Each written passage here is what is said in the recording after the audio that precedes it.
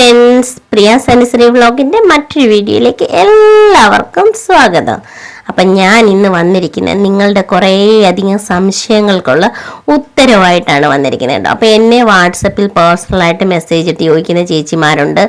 അതുപോലെ തന്നെ എൻ്റെ വീഡിയോയ്ക്കിടയിൽ കമൻ്റായിട്ട് വന്ന് മെസ്സേജ് ഇട്ട് ചോദിക്കുന്ന ചേച്ചിമാരും ചേട്ടന്മാരും കുറ്റം പറയുന്നവരും ഒക്കെയുണ്ട്. അപ്പോൾ അവർക്കൊക്കെ ുള്ളൊരു മറുപടിയുമായിട്ടാണ് ഇന്ന് ഞാനിവിടെ വന്ന് നിൽക്കുന്നത്.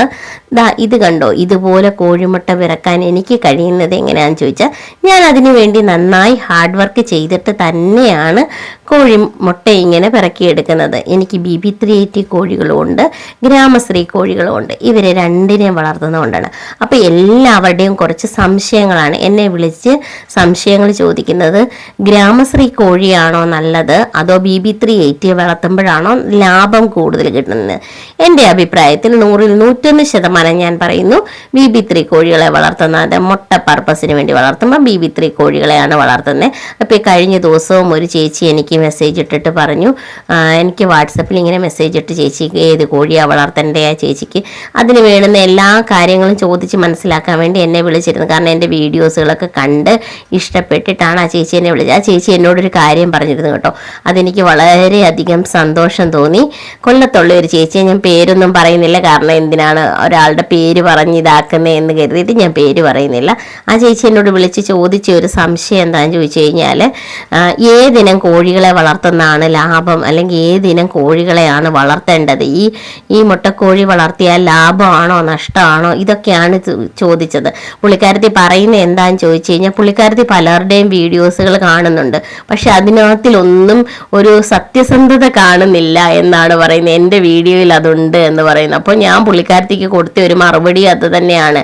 ഞാൻ ചെറുകിട കർഷകയാണ്, ഞാൻ സത്യങ്ങൾ മാത്രമേ വിളിച്ച് പറയൂ. ഇതിനകത്തിലെ ലാഭവും നഷ്ടവും എല്ലാം ഞാൻ സത്യസന്ധമായിട്ടേ പറയത്തുള്ളൂ. കാരണം എന്നെ കണ്ടു വരുന്ന ഒരാൾക്ക് അവർ പോയി ട്രാപ്പിൽ ചാടരുത്, അവർ നല്ല രീതിയിൽ വരണം എന്നുദ്ദേശിച്ച് തന്നെയാണ് ഞാനിങ്ങനെ സത്യമായിട്ടുള്ള കാര്യങ്ങൾ മാത്രമേ എൻ്റെ വീഡിയോയിലൂടെ പറയാൻ ശ്രമിക്കുന്നത്.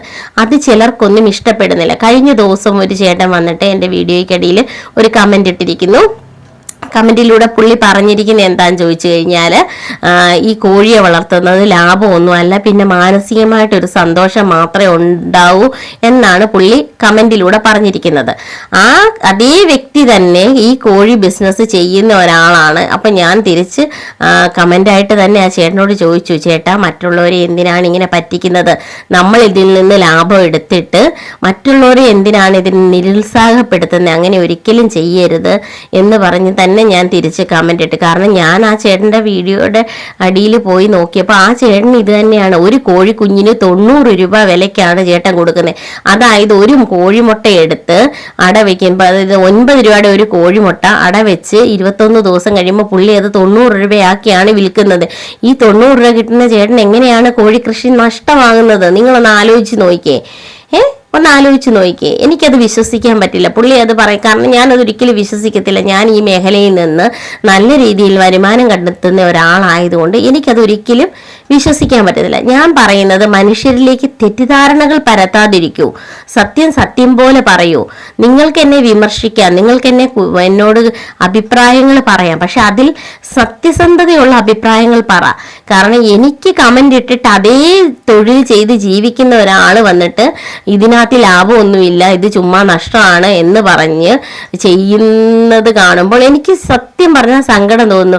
കാരണം ആ കക്ഷി ഒരു കോഴിക്കുഞ്ഞിന്, ഞാൻ പേരോ കാര്യങ്ങളോ ഒന്നും പറയുന്നില്ല, എൻ്റെ വീഡിയോ നിങ്ങൾക്ക് നോക്കിക്കഴിഞ്ഞാൽ മനസ്സിലാകും. എൻ്റെ വീഡിയോക്കിടെ കമൻറ്റ് കിടപ്പുണ്ട്. ഒരു കോഴിക്കുഞ്ഞിന് 90 രൂപ വിലയ്ക്കാണ്, അതായത് 9 രൂപയുടെ ഒരു മുട്ട 21 ദിവസം കഴിയുമ്പോൾ അത് 90 രൂപയാക്കിയാണ് കൊടുക്കുന്നത്. ആ വ്യക്തിക്ക് എങ്ങനെയാണ് നഷ്ടം വരുന്നത്? അതെനിക്ക് മനസ്സിലാവുന്നില്ല. ഈ കോഴി കൃഷി ചെയ്യുന്നത്, അതായത് കോഴി വളർത്തുന്നത് നഷ്ടമാ എന്ന് പറയുന്നവരോട് എനിക്ക് പറയാനുള്ളത്, ഞാൻ എൻ്റെ അനുഭവത്തിൽ നിന്ന് പറയുന്നതാണ്, ഇതിൽ യാതൊരുവിധ നഷ്ടവുമില്ല. മറ്റുള്ളവരെ നിരുത്സാഹപ്പെടുത്തല്ല ഒരിക്കലും. അവരിതിലേക്ക് ഇറങ്ങി വരാൻ താല്പര്യപ്പെടുന്നവരുണ്ടെങ്കിൽ ചെയ്യട്ടെന്നേ. നമ്മുടെ നാട് വളരട്ടെ. നമ്മൾ എന്തിനാണ് അന്യ നാട്ടിൽ നിന്ന് ഈ മുട്ടയൊക്കെ കൊണ്ടുവരുന്നത്? നമ്മുടെ നാട്ടിൽ നമുക്കൊരു 10 രൂപ വരുമാനം ഉണ്ടായി അത് ഫ്രഷായിട്ട് എന്താ പറഞ്ഞേ എന്തോ പറയുന്നത്, ഇതിപ്പോ തമിഴ്നാട്ടിൽ നിന്നൊക്കെ കയറി വരുന്നതിനേക്കാളും നല്ലല്ലേ നമ്മുടെ നാട്ടിൽ, അതായത് കേരളത്തിൽ നമുക്കൊരു വരുമാന സ്രോതസ് ഉണ്ടാക്കിയെടുക്കുന്നത്. 10 സ്ത്രീകൾ 10 കോഴിയെ വളർത്തി നമ്മുടെ നാടിനല്ലേ അത് നല്ലത്. അങ്ങനെ ചിന്തിക്കുക. ഇതിനെ ഒരിക്കലും നിരുത്സാഹപ്പെടുത്താതെ, ഞാൻ എന്താ പറയുക, അങ്ങനെ സംസ്ഥാനമൊന്നും തിരിച്ച് പറയുവല്ല, ഇതിനെ ഈ കുറ്റപ്പെടുത്തുന്നവരോട് എനിക്ക് പറയാനുള്ള ഒരു അഭിപ്രായം പറഞ്ഞതേ ഉള്ളൂ.